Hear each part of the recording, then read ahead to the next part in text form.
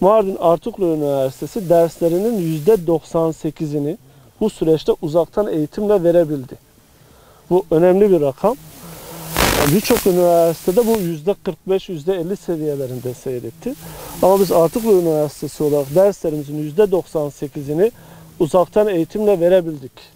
Öğrencilerimizin %95'ine ulaşarak onlara uzaktan eğitimle ders verebildik. Artuklu tarihi değerlendirildiğinde, Artuklu hanedanı, Artuklu ailesi değerlendirildiğinde belki de Artukluların şehir olarak tanıdıkları ilk yer Kudüs'tür. Ve Mardin'i kuran Artuklu iradesi de aslında Kudüs deneyimi, Kudüs tecrübesi üzerine Mardin'i inşa etmiştir. Mardin'in sadece mimari olarak değil, aynı zamanda ruh olarak da Kudüs'ü temsil ediyor olmasının en önemli sebeplerinden birini bu oluşturuyor. Dolayısıyla Kudüs bizim için önemli bir şehirdir. Sadece tarihi anlamda da değil.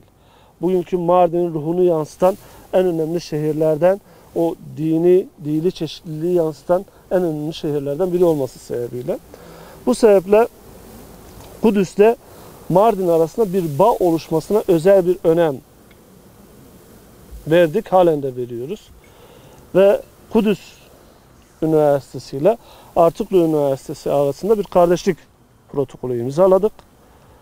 Bu kardeşlik protokolü sadece sembolik ve simgesel anlamda bir karşılığı olan bir anlaşma değil, aynı zamanda Arap dünyasının en önemli akademik üniversitelerinden, akademik başarıyı yakalayabilmiş üniversitelerinden biriyle Mardin Artuklu Üniversitesi'nin bir protokol imzalamış olması açısından da önemli. Biz Kudüs'ü genellikle çatışmalarla, İsrail'le vesaire Siyonizmle anıyoruz. Veya Filistin davasının başkenti olarak daha politik içeriklerle anıyoruz. Ama şunu açık söyleyeyim. Kudüs Üniversitesi İslam dünyasında, Arap dünyasında önemli başarılar elde etmiş. Akademik açıdan yayın noktasında Arap dünyasında hatırı sayılır bir başarıyı yakalayabilmiş üniversitelerden biri. Dolayısıyla Mardin Artuklu Üniversitesi olarak Kudüs Üniversitesi ile bir işbirliği ve kardeşlik protokolü imzalamış olmak bizler açısından da önemli.